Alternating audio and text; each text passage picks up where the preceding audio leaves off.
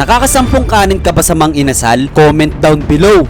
Today, merong isang humamon sa akin sa padamihan ng kanin dito sa Mang Inasal. Saktong galing pa daw siya ng buhos, walang iba kundi si Kulas.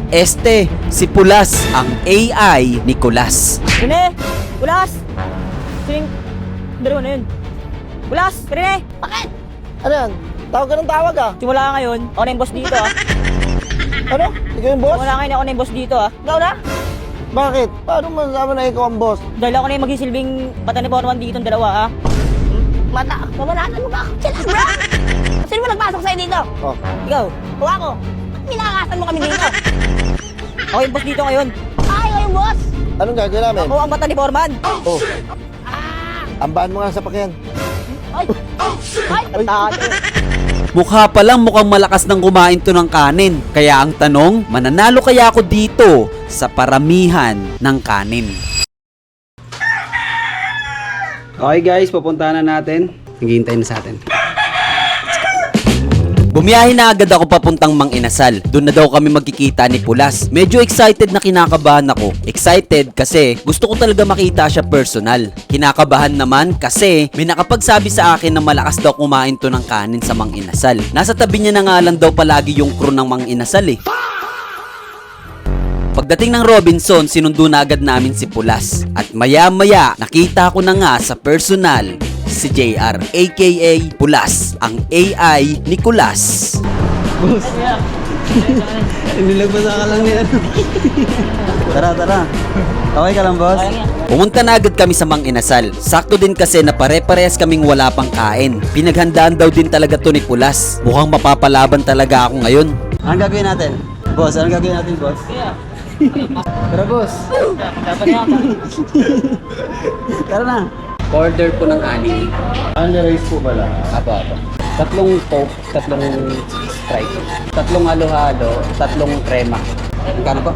159. Pagkatapos kong umorder, nagbayad na agad ako. Tapos, hinanap ko na rin sila kung saan ba sila umupo. Okay guys, nandito na yung kalaban natin. Ayun o. Pause ka, Jay. Kasi parang sa flip top, yung may background. Pause ka.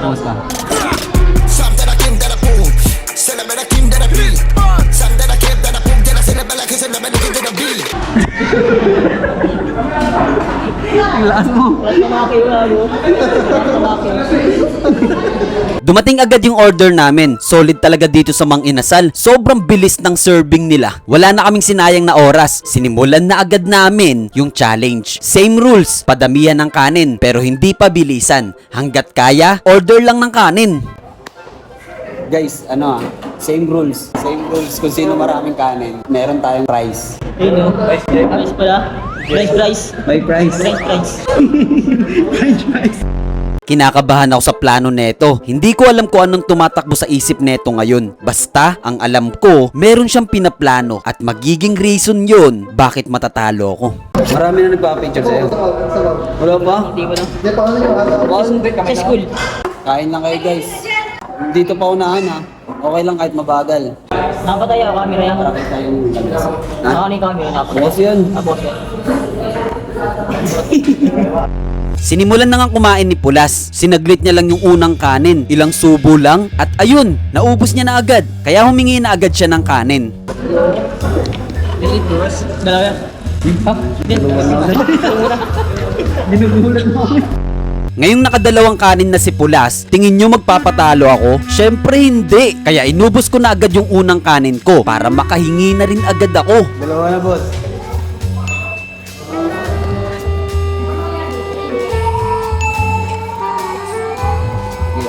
Nararamdaman kong hindi talaga magpapatalo itong si Pulas. Kahit mainit pa yung kanin, sinaglit niya lang ulit ito. Pagkaubos ng kanin, humingi na agad siya sa crew.